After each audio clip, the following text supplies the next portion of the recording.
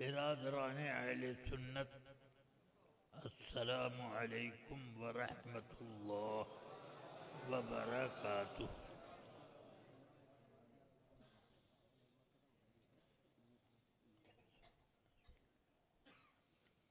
الحمدللہ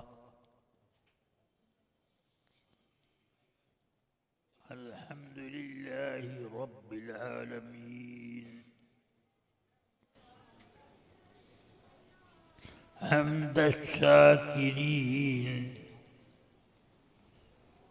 والصلاة والسلام على سید الانبیاء والمرسلین،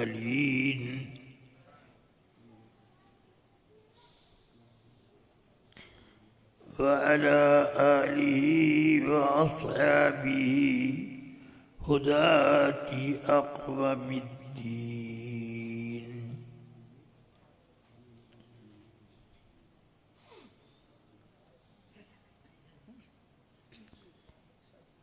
اما بعد، فاعوذ باللہ من الشیطان الرجیم، بسم اللہ الرحمن الرحیم۔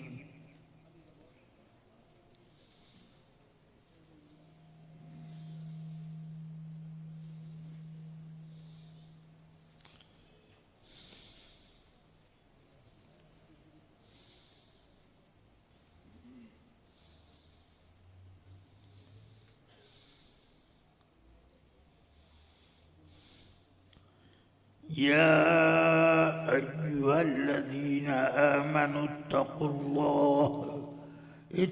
الله وكونوا مع الصادقين، صدق الله العلي العظيم۔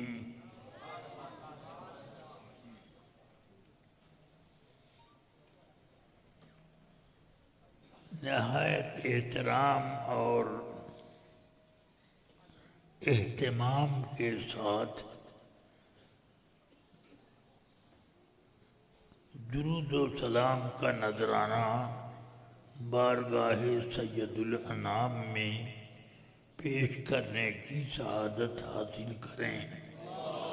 اللہم صلی علی سیدنا و مولانا محمد معدن الجود والکرم، وعلى آلہ وأصحابہ وبارک وسلم۔ رفیقان گرامی اور عزیزان ملت اسلامیہ،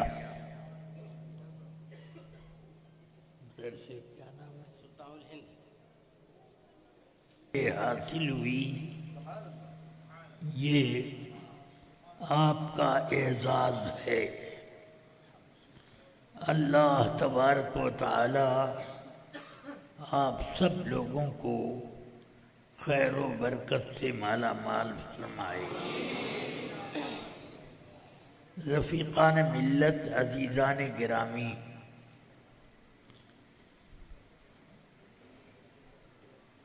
قرآن مجید اللہ کی وہ کتاب ہے کہ اس کتاب کی مثل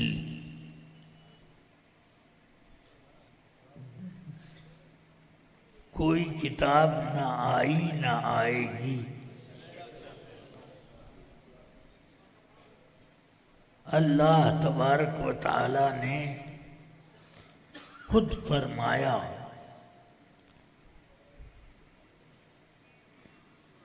کہ لو انزلنا هذا القرآن على جبل لرأيته خاشعا متصدعا من خشیۃ اللہ۔ اگر یہ قرآن ڈائریکٹ اتر جاتا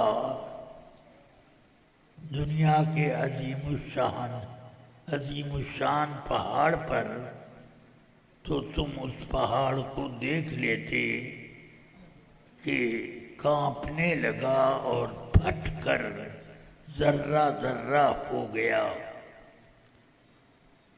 یعنی قرآن اگر اتر آتا پہاڑ پر تو پہاڑ پہاڑ نہ ہوتا، ریگستان ہو جاتا۔ تو قرآن عظیم کی عظمت اور اس کے وزن اور اس کی جلالت شان یہ ہے جو آپ نے ابھی سنی۔ ساتھ ہی یہ قرآن خزانہ علم و عرفان بھی ہے،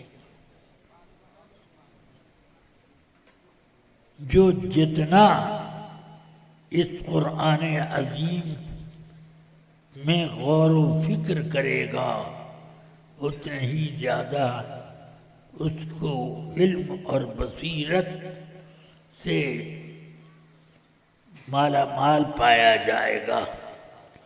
اللہ تبارک و تعالی ہم سب لوگوں کو قرآن عظیم کی تلاوت اور اس کی حکمت و عرفان سے مالا مال ہونے کا موقع عطا فرمائے۔ رفیقان گرامی، اللہ تعالی نے فرمایا کہ یہ قرآن اگر اتر آتا پہاڑ پر تو پہاڑ نہ رہتا، ریگستان ہو جاتا۔ تو اب اس سے آپ سوچیں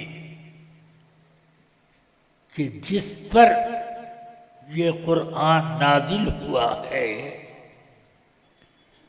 اس کی قوت برداشت وہاں سے شروع ہوتی ہے، یہاں پر پہاڑوں کی قوت برداشت ختم ہوتی ہے۔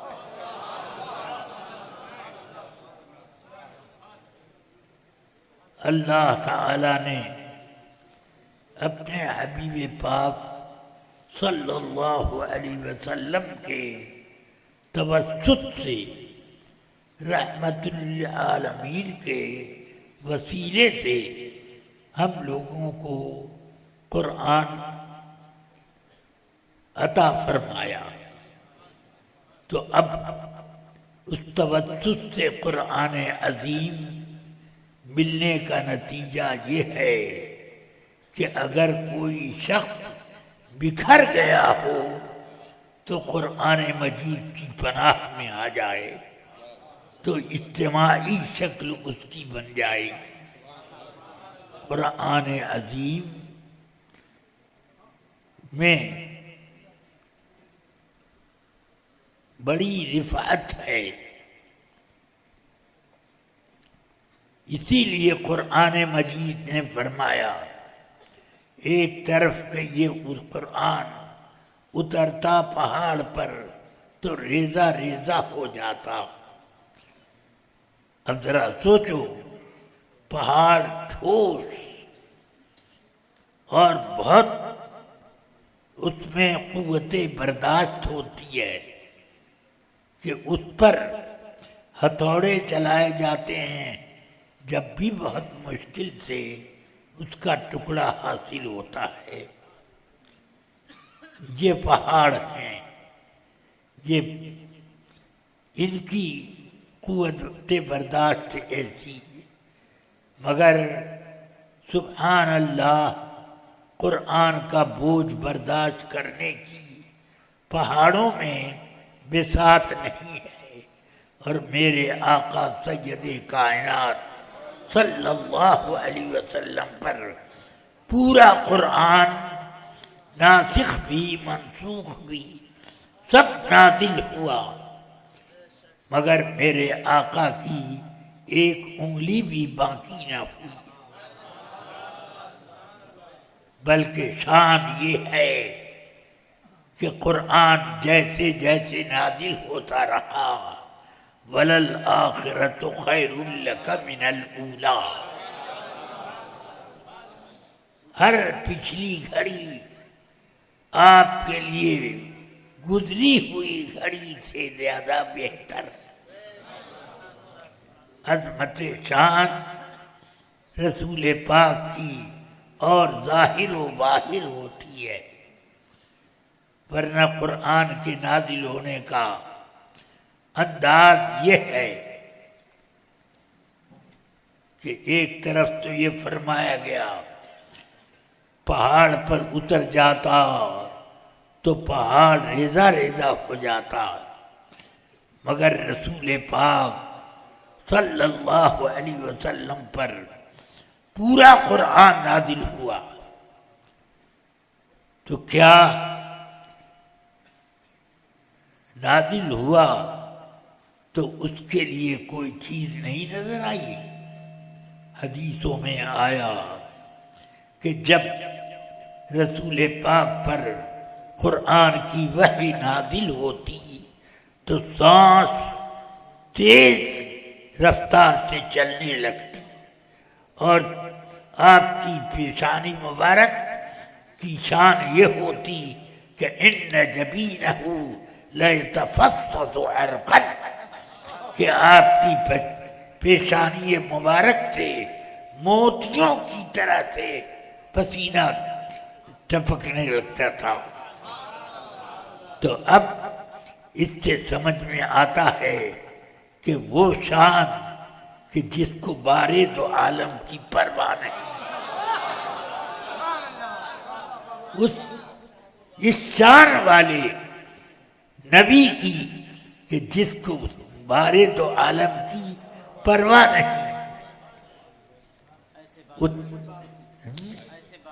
ایسے بازو کی قوت پہ لاکھوں سلام. یہ میرے آقا صلی اللہ علیہ وسلم، ان پر قرآن اترا، مگر قرآن کے بوجھ کا کچھ اندازہ آپ نے کیا؟ حدیثوں میں آیا ہے کہ جب قرآن کی وحی اترتی تھی تو اس وقت رسول پاک صلی اللہ علیہ وسلم تیز جاڑے کے دنوں میں، جب بہت تیز جاڑا ہوتا، اس دنوں میں جب کوئی آیت اترتی تو آپ کی پیشانی مبارک سے موتیوں کی طرح سے پسینہ ٹپکتا اور سانس کیا تو اخذنی، ان فرشتے نے مجھے پکڑا،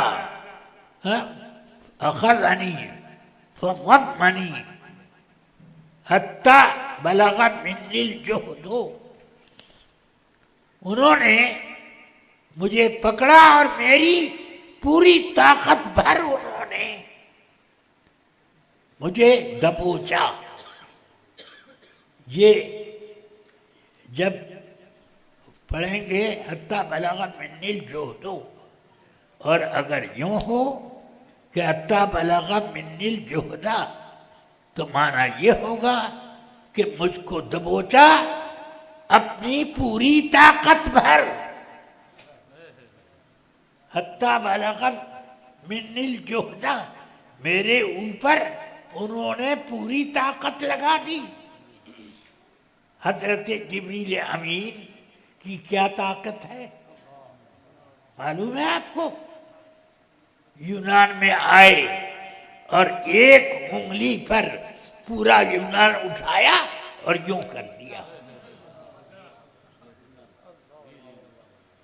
وہ قوت ہے، اور وہ قوت میرے آقا سرور کائنات پر انہوں نے آزمائی، مگر میرے آقا سرور کائنات کا رواں بے کبھی کا نہیں. ہاں یہ ہوا ضرور، وَلَلْآخِرَةُ خَيْرٌ لَكَ مِنَ الْأُولَىٰ، پہلے سے زیادہ اور طاقت بڑھ گئی. دبوچا اور کہا پڑھیے، مانا بقارن، میں نہیں پڑھوں گا، عبادت میں مصروف ہوں، رخنہ کیوں ڈالتے ہو؟ پھر انہوں نے دبوچا اور کہا کہ پڑھیے. 3 مرتبہ یہ دبوچنے کا معاملہ آیا، اور پھر تیسری مرتبہ انہوں نے اقرأ نہ کہا بلکہ پوری قرأت شروع کر دی. اقرأ بسم ربک الذی خلق خلق الانسان من علق، یہ پڑھنے لگے. سمجھ میں آیا؟ رسول پاک صلی اللہ علیہ وسلم حضرت خدیجہ کے پاس لے کر آئے یہ جو کچھ وہی اتری تھی. فوراً آئے اور فرمایا زملونی زملونی، مجھے جلدی چادر اٹھاؤ، چادر اٹھاؤ. چادر اڑائی گئی.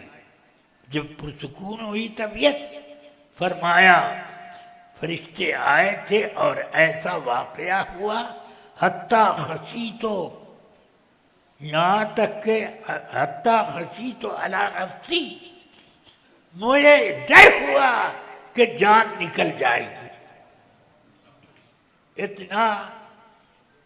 اتنا بوجھ انہوں نے ڈالا. اس سے آپ اندازہ کر سکتے ہیں کہ وہی اترنے کا وزن وہ ہوتا ہے کہ میرے آقا فرما رہے ہیں کہ مجھے اپنی جان جانے کا خطرہ ہوا. ہاں، مگر جیسے جیسے میرے آقا پر وہی اترتی گئی، قوت ویسے ہی بڑھتی گئی، قوت بڑھتی گئی. اب اس کا مطلب یہ ہوا کہ پہلی وحی کا وزن زیادہ محسوس ہوا، بعد کی وحی کا وزن بعد میں کم محسوس ہوا، اس لیے کہ آقا کائنات صلی اللہ علیہ وسلم پر یہ احوال کی کیفیت جب بار بار نازل ہو رہی ہے تو اللہ اسی اعتبار سے اپنے نبی کی قوت میں بھی اضافہ فرما رہا ہے. قوت برداشت بہت ہوئی. خیر، آقا کائنات صلی اللہ علیہ وسلم پر پورا قرآن عظیم اترا. اب لیجئے پورا قرآن عظیم ناسخ اور منسوخ دونوں جمع کر لیں تو 2 جلدیں آ جائیں. جو ایک جلد میں ہے وہ 2 جلد ہو جائیں. ہاں، فرماتے ہیں کہ جب شروع میں سورہ احزاب اتری تھی تو وہ سورہ بقرہ کے برابر تھی. بعد میں اس میں کچھ حصہ منسوخ ہوا تو یہ ہوا. یہ حدیثوں میں. اس لیے حضور رسول پاک صلی اللہ علیہ وسلم پر جتنی وہی اتری اتنی ہی قوت بڑھی. اور اب تو وہ ہے کہ جس کو بارے دو عالم کی پرواہ نہیں، ایسے بازو کی قوت پہ لاگو.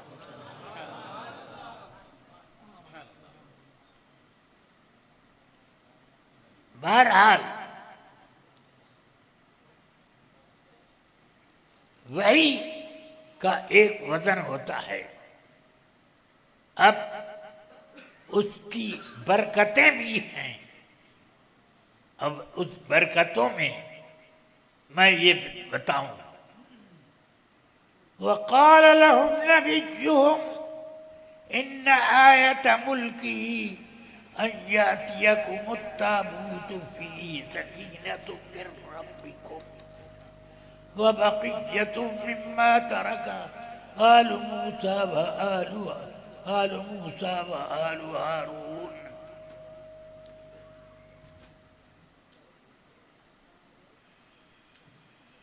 حضرت حزقیل علیہ السلام نے اپنی قوم سے کہا کہ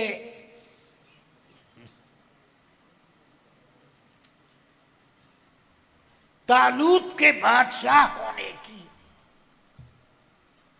دلیل یہ ہے کہ تم لوگوں کے پاس اترے گا تابوت، جس تابوت میں کچھ تبرکات ہوں گے، اور موسیٰ علیہ السلام اور ہارون علیہ السلام کی یادگاریں ہیں۔ تو وہ تابوت اترا، فرشتے اپنے سر پر اٹھا کے لائے۔ سورہ بقرہ میں یہ ہے واقعہ مذکور، اپنے سر پہ اٹھا کے لائے اور حضرت حزقیل علیہ السلام کے سامنے لا کر رکھ دیا۔ حزقیل علیہ السلام پہلے ہی بتا چکے تھے کہ طالوت کے بادشاہ ہونے کی دلیل یہ ہے کہ تمہارے سامنے تابوت اترے گا، فرشتے اپنے سر پر لائیں گے اور اتار دیں گے۔ اس میں کیا ہوگا؟ اس میں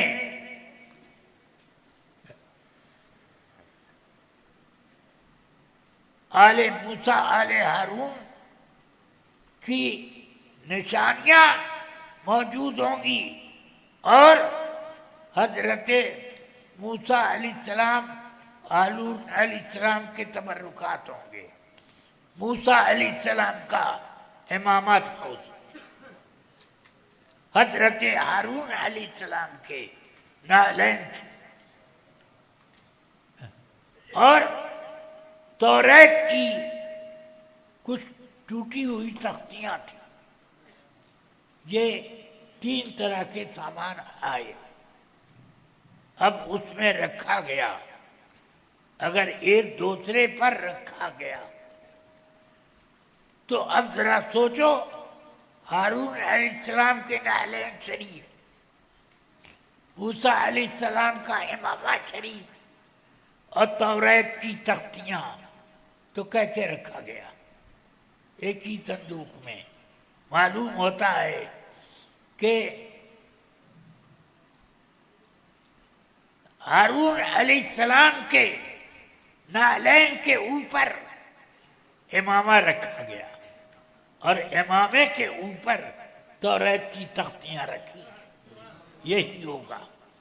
بہرحال اس سے یہ ثابت ہوتا ہے کہ اللہ نے اس کو بقیت مما ترک آل موسیٰ و ہارون تبرکات میں شمار کیا۔ یہ اتنی عظیم چیزیں ہیں۔ ہاں، تو یہ سامان تبرکات کا تھا۔ فرشتے آئے، اپنے سر پہ اٹھا کے لائے، تو اگر اس میں نالین حضرت موسیٰ علیہ السلام کی نالین تھی تو فرشتوں کے سر کے اوپر، نبی کا مرتبہ سمجھ میں آیا؟ ہاں، یہ سنی سمجھتے ہیں، وہابی کیا جانے۔ اتنی شان کے ساتھ وہ آئے، تبرکات آئے۔ پھر تفاسیر میں یہ بھی ذکر ہے کہ وہ تابوت لے کر، قرآن مجید میں بھی ہے کہ وہ تابوت لے کر حضرت طالوت نکلے جالوت سے جہاد کرنے کے لیے، اور وہ تابوت سامنے تھا۔ پھر جنگ ہوئی، اور اس جنگ میں بخاری شریف میں ہے کہ تعداد اصحاب طالوت کی وہی تھی جو بدر کی تعداد تھی۔ ہاں، یعنی 305 سے 317 تک جو تعدادوں میں مختلف روایتیں، یہی تعداد تھی۔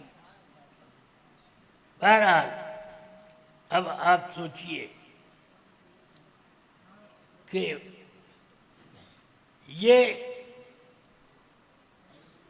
اب اس تابوت کو طالوت کی جالوت سے جنگ کرنے کے لیے حضرت طالوت لے کے چلے، اور حضرت طالوت بادشاہ تھے، داؤد علیہ السلام یہ اللہ کے نبی اور رسول ہیں، اور یہ بھی ساتھ میں تھے ان کی رعایا کے طور پر، بلکہ وہ ایک فوج کے سردار تھے۔ اسی لیے قرآن میں فرمایا وَقَتَلَ دَاوُودُ جَالُوتَ فَهَزَمُوهُمْ بِإِذْنِ اللَّهِ۔ سمجھ میں آیا؟ داؤد علیہ السلام نے ایک گوپھن میں، ایک رسی میں گوپھن بنا کر ایک اتنی بڑی ایک کنکری رکھی، اتنی بڑی، اور اس کو ایسے چکر دے کر یوں پھینکا، اور جا کر ٹھیک نشانے پر جالوت کی پیشانی پہ لگی، اور وہ پتھر سر کے پیچھے سے نکل گیا، ہاں، اور دھم سے جالوت کا وہ دھڑ زمین پہ آ رہا، ختم۔ حضرت داؤد علیہ السلام نے ایک کنکری پھینکی ہے، اور اسی سے وہ بادشاہ اور بڑی فوج لے کر آیا طاقت کا مظاہرہ کرنے، مگر ہزموہم بإذن اللہ، سب شکست کھا کر بھاگ کھڑے ہوئے۔ یہ تو حضرت سیدنا داؤد علیہ السلام کی قوت تھی اپنی جگہ پر، وہ اس میں شریک تھے جنگ میں، اور اس میں طالوت کو مشورہ دینے وغیرہ کے کام میں وہ شریک ہوتے تھے۔ اسی لیے طالوت کے بارے میں اعلان کیا کہ جو شخص مار گرائے گا جالوت کو تو اس کو بادشاہ اسلام کا کہ تھے طالوت، سمجھ میں آیا، وہ اپنی بیٹی شادی کر دیں گے اور اپنا نائب بادشاہ بنا دیں گے۔ تو حضرت داؤد علیہ السلام نے اکیلے ہی جالوت کا خاتمہ کر دیا، ایک پتھر مارا اور اس سر پیشانی پہ لگا اور سر کے پیچھے سے نکل گیا یہ، اور مر گیا جالوت۔ تو اس لیے اب بادشاہت طالوت سے منتقل ہو گئی داؤد علیہ السلام کی طرف، بادشاہ بنا دیا ان کو۔ بہرحال ہم سب لوگوں کو یہ سمجھنا چاہیے کہ اللہ کے کچھ خاص الخاص لوگ ہوتے ہیں، مگر ان خاص الخاص لوگوں سے بھی بڑھ کر انبیاء کا درجہ ہوتا ہے۔ سب سے اللہ کے سب سے زیادہ مقرب جو ہیں وہ انبیاء کرام علیہ السلام۔ یہ اب وہابیہ کا اور انبیاء کرام کے بارے میں نہیں، خود رسول پاک صلی اللہ علیہ وسلم کے بارے میں یہ کہنا کہ وہ ہمارے بڑے بھائی کی طرح تھے اور وہ ہمارے جیسے تھے وغیرہ، یہ سب توہین کا یہ معاملہ ہے۔ اللہ تبارک و تعالی ہم سب کو انبیاء کرام کی غلامی میں رکھے اور انہی کی عزت اور تعظیم و تکریم کرنے کا ہم کو ذوق اور شوق عطا فرمائے۔ انبیاء کرام کی تعظیم سے آدمی باعظمت بن جاتا ہے۔ ہاں، اور جو لوگ انبیاء کرام کی اہانت کرتے ہیں وہ ذلت و خواری کے علاوہ کچھ نہیں پاتے۔ اللہ تبارک و تعالی ہم سب کو سارے انبیاء کرام کی تعظیم پر سچا مومن بنا کر رکھے، خاص طور سے سید کائنات رسول اکرم صلی اللہ علیہ وسلم کی یکتا شان تعظیم کو مانے اور اس پر ایمان رکھے، یہ ہونا چاہیے۔ اللہ تبارک و تعالی ہم سب کے ایمان میں اسی طرح سے تازگی پیدا کرے۔